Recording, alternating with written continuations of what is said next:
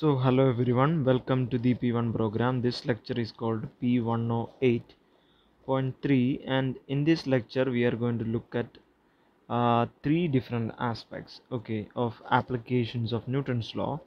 So the first aspect is gravitation. So we will understand what gravity is and Newton's law of gravitation, and then the other thing is Coulomb's law, right? This is something that is different from gravitation and all other things, but this has something to do with forces. That's why I'm introducing this, and we will discuss more about this in the second program, which is P2 program for electrodynamics and electrostatics.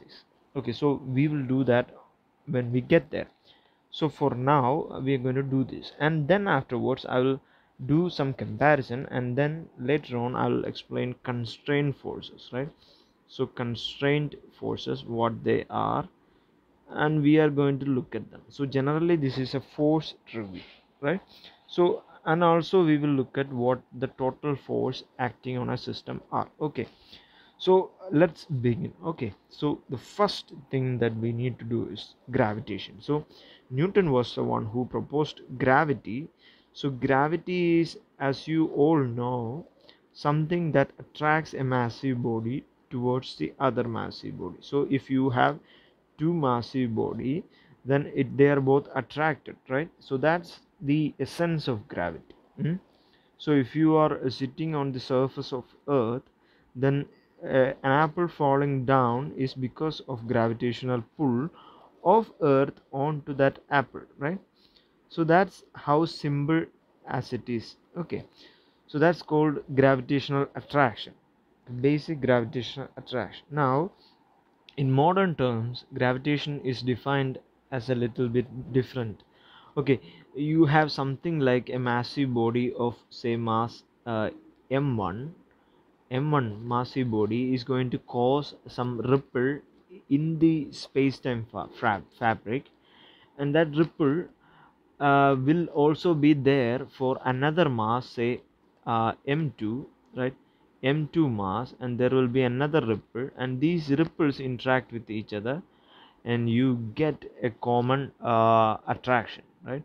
So these bodies, ripples interact with each other, and you get these two bodies to come closer and closer. So these m1 and m2 will become closer and come closer and closer because of the curvature in space time. So if you want to understand space time, well, we will discuss it afterwards, maybe in the portion where we can look into relativity. Maybe we will get as far as general relativity if time permits. Then at that stage I'll discuss this in much more detail. So for the time being, the space-time curvature is a curvature in space where these band is represented by, this is the space, right? So this is the space band. okay so this is the space band, and whatever that is in this axis is called the time axis. So there is some dilation in the time axis, like the time axis is actually getting twisted and bent further, creating a ripple in the space, and that's the space-time curvature. okay so maybe this is something much more harder to imagine for you guys, but this is what actually is happening. So heavier objects will impose a heavier curvature on the space-time fabric, and more heavier objects like black holes create something that are curves which are almost extending down to infinity. So that's how space-time curvature looks like. So we will discuss the physics of this maybe in a later part of this course. For this time, this is the effect of the most modern interpretation of space-time fabric. Now that aside, okay every body attracts other bodies having mass to each other with some force, right? So that's the basic thing. A massive body attracts another body with some force. There is a force of interaction. So that force must be, so the force must be proportional to the mass of the two bodies, say m1 mass and m2 mass. So the mass of the two bodies and is also inversely proportional to the square of the distance by them, and that is called the force law of gravitational law of Newton. Okay, so this is for so far the most accurate representation of force acting between them. This is experimentally driven and proven. Now, so that force is proportional, that means the force can be made equal to, so force must be equal to the m1 m2 by r square times a constant. This constant is called g.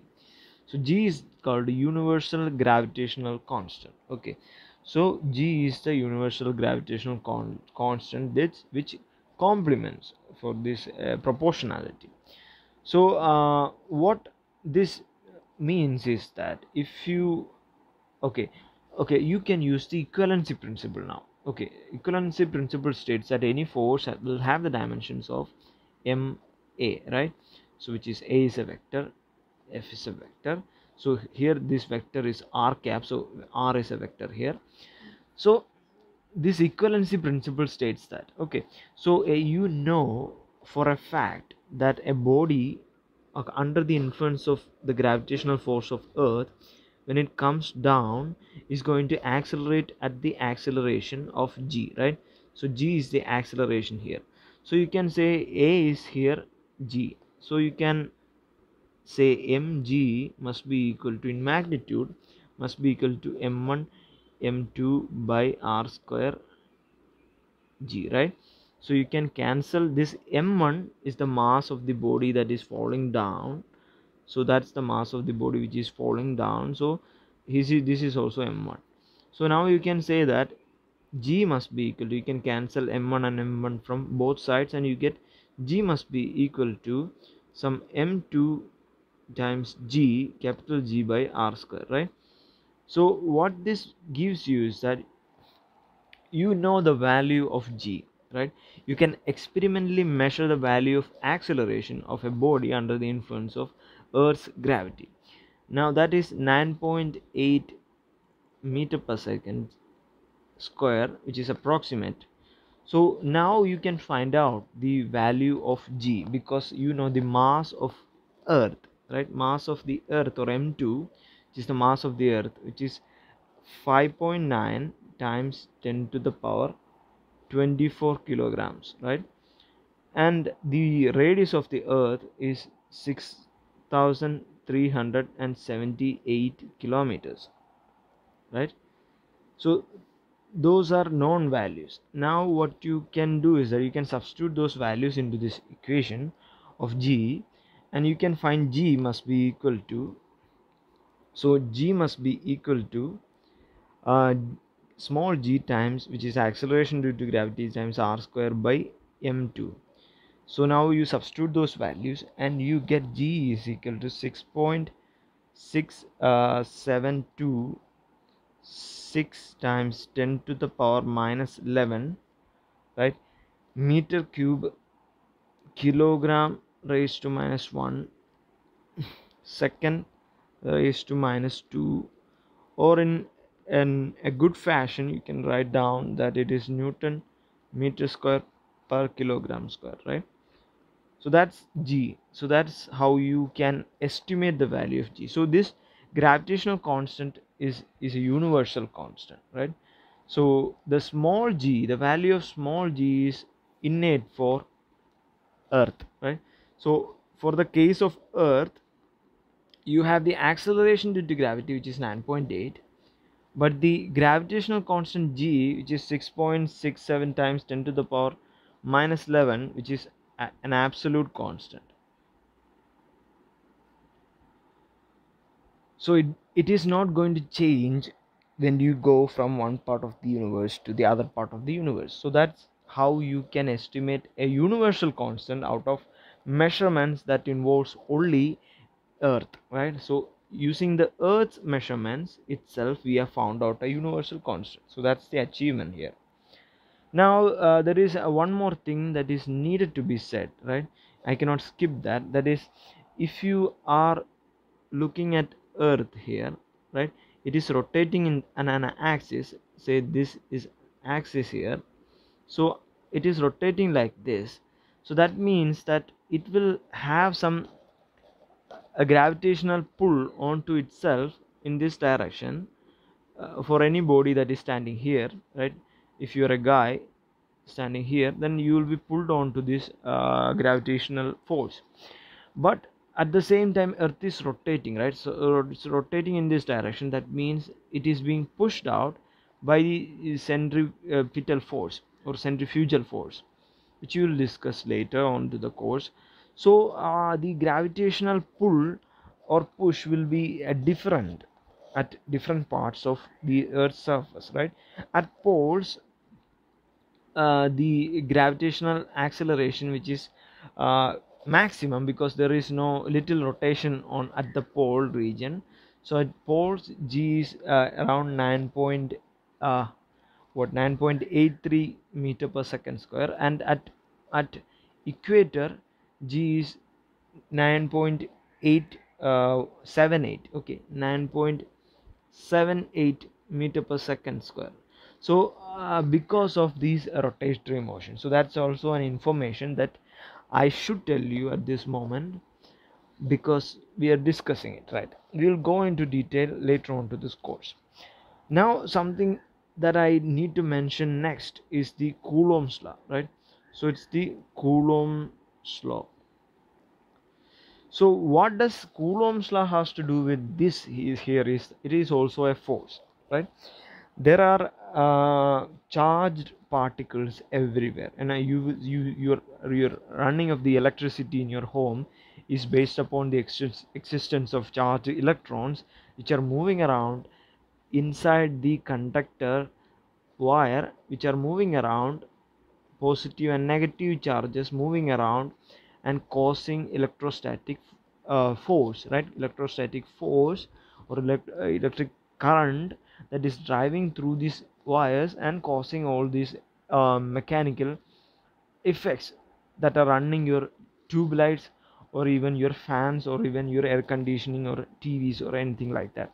So basically everything is run under the influence of electricity in our modern times. So electric charges, the smallest individual charge that we can take out, right? A free charge that we can take out is an electron.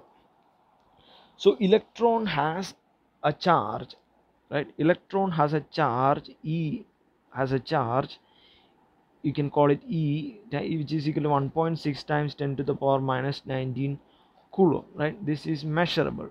So coulomb is the unit of charge. Okay, so that's the first thing. That means that's the amount of charge it has, right? So it's a unit measurement, it's a unit for measurement. Now what we can do is that these like charges, you see, there are protons and electrons, positive and negative, okay? So positive protons are there and there are electrons which are negative. So what happens in nature is that positive charges repel each other with each other and negative charges also repel with each other, but positive and negative charges attract each other. So like charges repel each other, so positive and positive and negative will repel each other, and negative and positive or positive and negative will attract each other, right? Attract each other. So that's a natural occurring phenomena, right? So these attraction and repulsion was measured by Coulomb, right?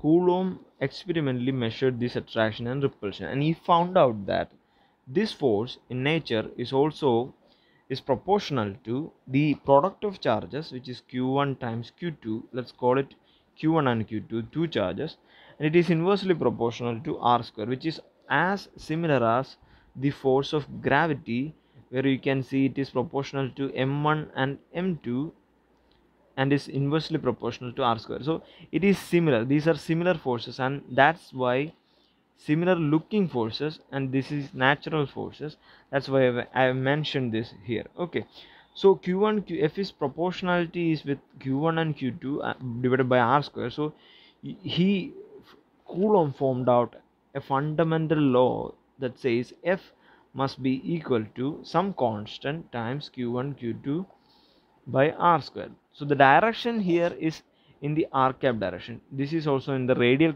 direction, and similarly the gravitational force is always acting in radial direction. Okay, so this force is a vector, that's why there is a direction involved.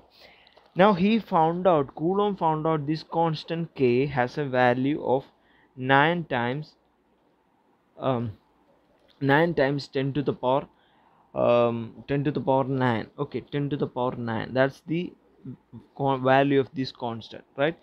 So you can find out the unit of this constant. It will be Newton meter square per what Coulomb square, right? So that is going to be the unit of this constant k.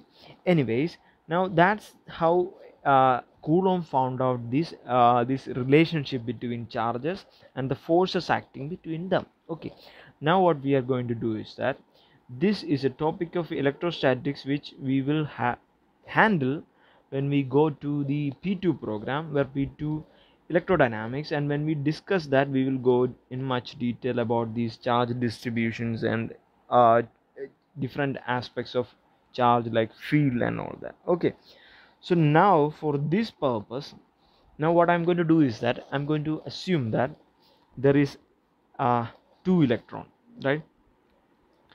There is two electron. Okay, one electron here which is having a negative charge, and another electron here which is also having a negative charge, and they are separated by 1 meter distance. Okay, so that's what I'm assuming. Okay, if that's the case, then what I can do is that I can find out the gravitational force, right? Fg, which is g g times m of two particles, which is mass of electron. Two of them are the same, so mass of electron the whole square by distance, that is 1 meter square, so that is 1. So that will be, you can substitute the value 6.67 times 10 to the power minus 11 times 9.1 into 10 to the power minus 31, which is the mass of the electron square, divided by 1. So that will give you the value of 553.56 times 10 to the power minus 73 Newton. Okay, that's the force that you can directly find out, right?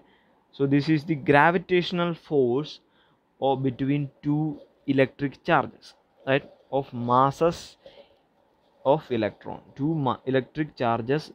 Without looking at the charge distribution, based upon the mass itself, there is gravitational force, right? This is the gravitational force, let's call this one. Okay, this is Fg, gravitational force. Now let's find out what the electric force is, right? So F electric will be 9 times 10 to the power 9, right? That is k times C1 C2, which are both the same, which is 1.6 times 10 to the power minus 19 the whole square, right? C1 C2 the whole square, divided by, or q1 q2 the whole square, divided by distance square, which is 1, again 1. So you get a result of 2.3 times 10 to the power minus 28 newtons. So that's the force of electric force, right? So this is the electrostatic force of two particles, two electrons sitting here, right? So two electrons are sitting here with 1 meter distance apart, and there is force of gravity between them, and there is force of electrostatic attraction or Coulomb's attraction between these two particles. So that's how experimentally you calculate them, right? So if you see this, I call it as equation number 2. Okay, so if you look at number 1, which is the gravitational force, I am approximating it to be equal to 10 raised to minus 73, because it's such a small number, and this will be approximated as 10 to the power minus 28, right? So the ratio, if you can imagine, the ratio between electrostatic force and gravitational force is around approximately around 10 to the power 43, right? 10 to the power 43. So what does this mean is that, okay, what does this mean is that electrostatic force of attraction or repulsion is 10 to the power 43 times bigger than gravitational force. So anywhere you go out in the universe, right, if you go out into any part of the universe, electrostatic forces will be much bigger than gravitational forces, right? Then I'm going to ask you a question: why is earth not being affected by electrostatic force, but it is being affected by gravitational force? And you can see earth rotating around the sun, it is rotating around the galaxies, the planets are rotating around under the influence of gravity, and we don't measure the effect of electrostatic forces, right? In real life, when you throw a ball, right, throw a ball to one place to another, you measure gravitational pull and forces, but not electrostatic forces. The reason is the average gravitational electrostatic charge present inside, or electric current present inside flowing through, or electric charge present inside any material is negligent compared to mass. So mass will be much greater for real things, for almost everything around in our earth will be much bigger than the charge present in, right? Okay, so that's basically the reason why charges are much more important when you go to smaller scale, as of the scale of electron or something like that. Okay, when you are dealing with something that's so small, then electric charges are much more important than mass, right?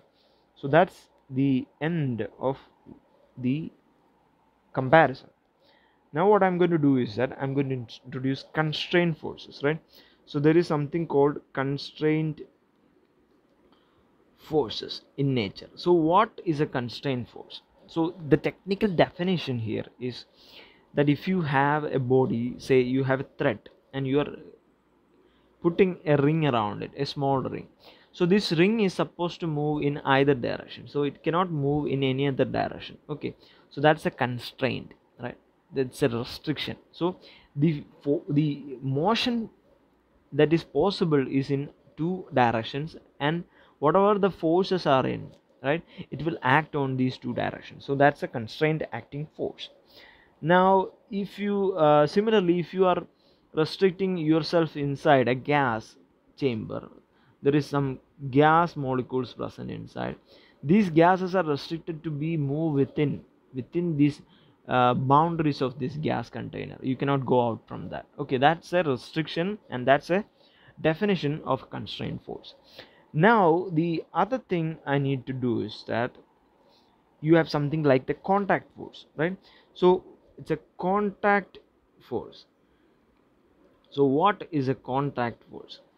Let's imagine that you are pushing this is a table here. Okay, this is a table here, and you with your hand are pushing on to this table with your hand, right?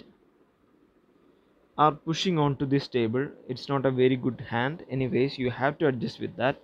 You're pushing onto this table downwards. Okay, so you're pushing downwards here, and what happens is that these at the point of contact on the table, you will find that the force is being applied and your hand is being pushed back, right? So the hand is being pushed back by the table, and you apply some force downwards.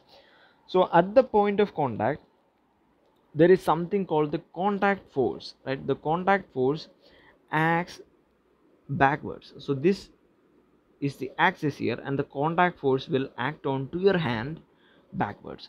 So the contact force, you can say, the contact force which is acting on the surface will be looking like this, and contact force will have a perpendicular force and C parallel, right? So this parallel component and perpendicular component are interesting, right? C perpendicular is called normal force, and C parallel is called frictional force. So those are two forces. C perpendicular is called a normal and C parallel is called a frictional force. You see that normal forces, when you apply a force, you can clearly understand that what is a normal force, what is a and what is actually a frictional force. Okay, so if you look at this in a different way, you can see that, so the if you are looking at this, right, so the at the point of contact, the force normal is in the up direction and the frictional is in this direction. The other force, which is the gravitational pull of your hand, will be in the downwards direction, right? So that force is mg, right? So you can see that these perpendicular force must be balancing this mg, right? So the perpendicular force must be balancing this mg, so you can say this must be equal to this mg. So the normal force must be equal to mg, right? So because it has to balance the downward force, right? If the idea behind this is that if you are on a table and you put your hand on there or a box on there, then if there is a downward force and there is an upside force, here it is called normal force, here this is gravitational force, then these box mustn't move, right? It shouldn't move if the forces are cancelling each other, right? So your hand is actually on the table and it doesn't move. Okay, it's always on the table, so that means these forces are being balanced. Which means normal force is equal to gravitational force, or you can say normal force is equal to mg. So that's easy way of understanding it. Okay, now what I'm going to do is that this force here is, there is something called the friction, right? So the frictional force, if you want to understand that, so your hand here, I'm going to redraw the hand anyways. Okay, so this is your hand, this is your hand, somewhat your hand anyways. So if you push on a box or a board or a table, you can see the contact force acts on this direction, backward direction, right? It will push your hand back when you push down onto the table. So this contact force, we resolved it as two components, and this contact force, what you cannot do is that you cannot go down, right? So you are restricted to go down because the table is pushing you back. So that's why normal force must be equal to mg. Okay, that's the reason why. And the second thing is that you cannot slide your hand when you are pushing, because there is something that is restricting you from sliding your hand, and that force is pushing you back, right? So that force is called the frictional force. So frictional force, it's a bit tricky. If you look at the frictional force, you have a rigid surface and you put a box onto it, right? So this box is 1 kilogram, right? So you have the normal force here and complementing the gravity, and what you cannot do now is that you cannot go in this direction or in this direction, because there is friction, right? There is friction. Okay, now if you put down something different, which is on a surface, you put down, say, a feather. Okay, it's not actually a very good feather, so I'm going to redraw this anyway. Okay, so I'm going to draw the surface here. Okay, this is the surface, and on another color I'll, okay, this is a feather. Okay, you have to adjust with it. Okay, this is a feather. So if this is a feather, you can see that this feather is actually having some mass. It will have a normal force which must be equal to the gravitational pull, and this feather is not supposed to move in this direction as well, right? It will have the same force, but what different is here is that the weight of the feather is much smaller, right? So the normal force is much smaller. Okay, and then as the weight is much smaller, the frictional force must be smaller, right? So somehow the frictional force must be proportional to the weight. right? So frictional force is proportional to the weight. So if the weight is higher, the frictional force is higher. So the weight is actually equal to the normal force, right? We have did that. So frictional force in fact must be proportional to the mass or the normal force, right? Normal force. So you can say frictional force must be proportional to here. Okay, I didn't write. Okay, proportional to. So a frictional force must be equal to some constant. I'm calling it mu s times normal force, right? So that's frictional force. Now this is a technical definition of frictional force. So heavier the object, right? Heavier the object, heavier will be the frictional, higher will be the frictional force, right? So, and this is the definition you can derive from that, right? This is the old proportionality definition.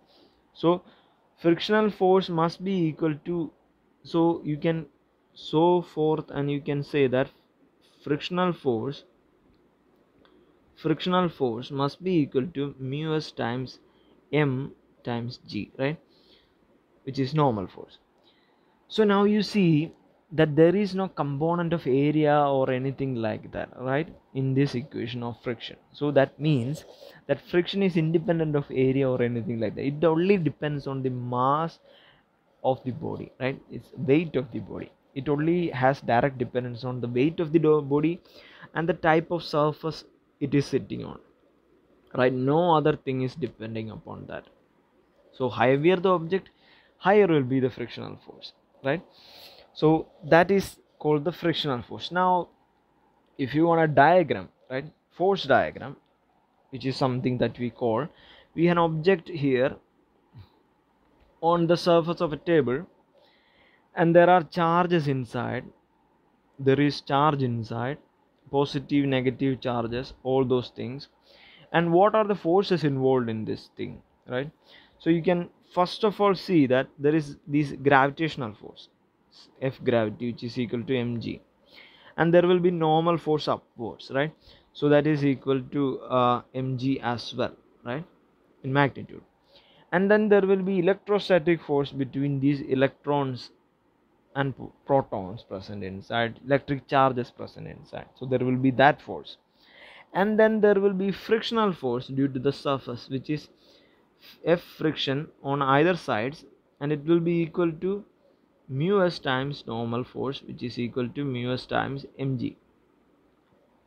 So that's the force which we have discussed.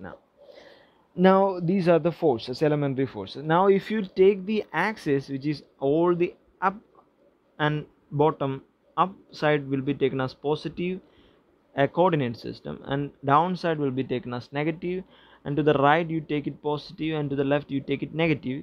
You can see that mg, normal force here, so normal force is positive and mg is negative, so gravitational force, which is negative, and it will cancel each other, plus the electrostatic force or Coulomb force Fc is there, which is should be positive depending upon it is right or left, which is another intricate detail. And the frictional force is on either sides, so frictional forces will cancel each other if it is at rest, and if it is moving in either directions, if it is moving to this direction, right, the friction will be in the opposite direction, right? So if this body is moving in this direction, the friction will be in the opposite direction, right? For a body moving in this direction, friction will act in this direction, so it will be negative. Or if the body is going to move here, then the friction will be in this opposite direction, so it will be positive. So that's how the frictional role is going to play. So there is a normal force, there is gravitational force, there is frictional force, and there is Coulomb force, right? So these all will have signs as well. Okay, signs as well. So these are the total forces acting on a body. And whenever you are asked to decode a system, to understand a system, you are supposed to find out the exact forces acting on this body, right? The total forces acting on the body you have to find out, right? So that's the objective here. Okay, total force. Okay, so if you do that, you can solve the problem, and you can find out the resultant force and how much faster. So this total force must be equal to ma according to equivalence principle. So you can find the acceleration of the body if you know the total force. Okay, so that's, and I'm going to stop it right there, and we will discuss about tension in the next lecture. And all the best for you guys.